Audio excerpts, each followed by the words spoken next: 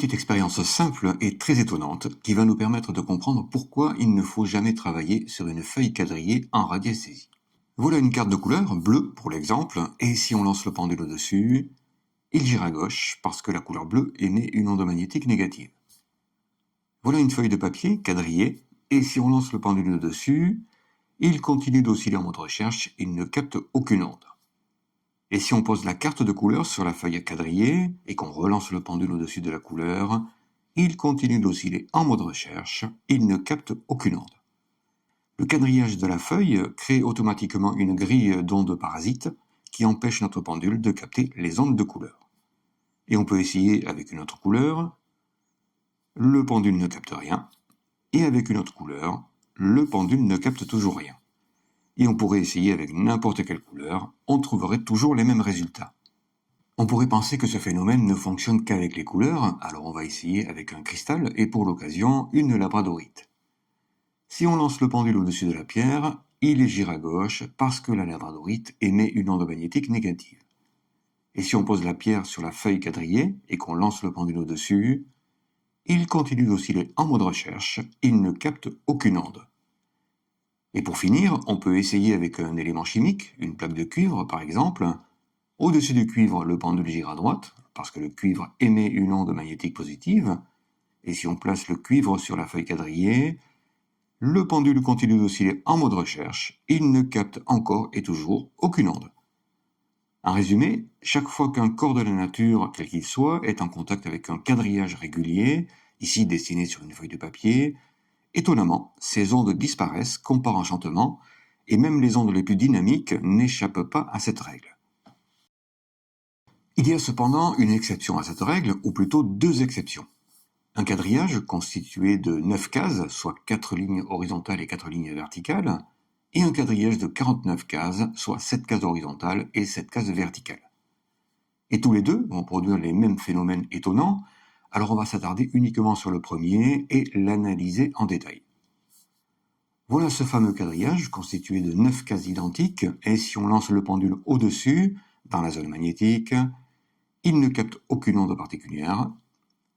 Dans la zone électrique, il ne capte rien non plus. Pour l'instant, ce quadrillage n'émet aucune onde particulière et il va falloir l'activer pour découvrir tous ses secrets. Pour ça, on va le faire pivoter et positionner l'un de ses angles précisément en direction du nord. Maintenant, si on lance le pendule et qu'on se rapproche du quadrillage, dès qu'il atteint le premier carré, il oscille en direction est-ouest. Il gire à droite.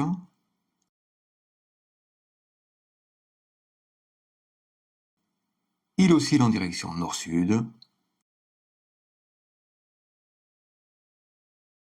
Il gire à gauche.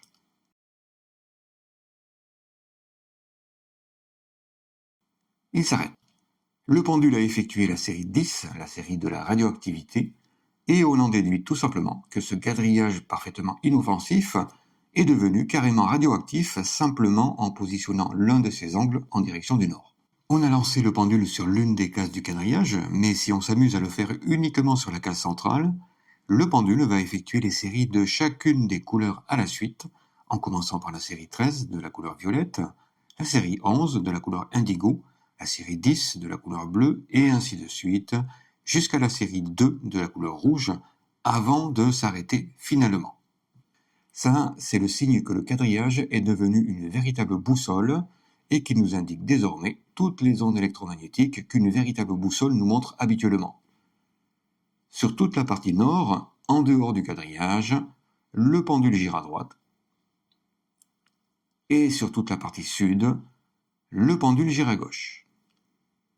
Donc on peut se servir de ce simple quadrillage de 9 cases pour déterminer avec précision le nord, le sud, l'est ou l'ouest, simplement en le positionnant de cette façon.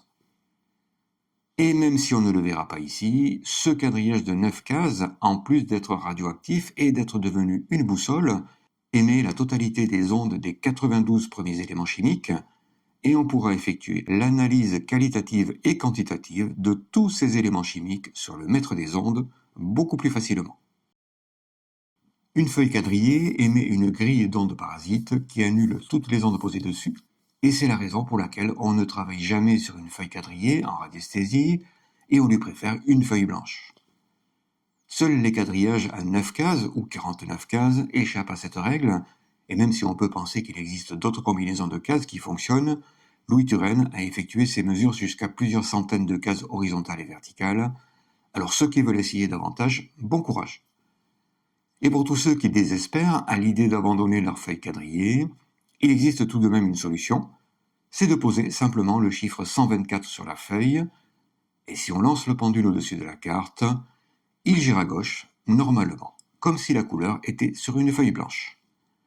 Normal, le chiffre 124 émet une onde de vide qui aspire littéralement toutes les ondes parasites en ne laissant en place que les ondes naturelles. Comme quoi, l'univers trouve toujours une solution à tous les problèmes. Merci d'avoir suivi cette vidéo, et si vous voulez en savoir plus,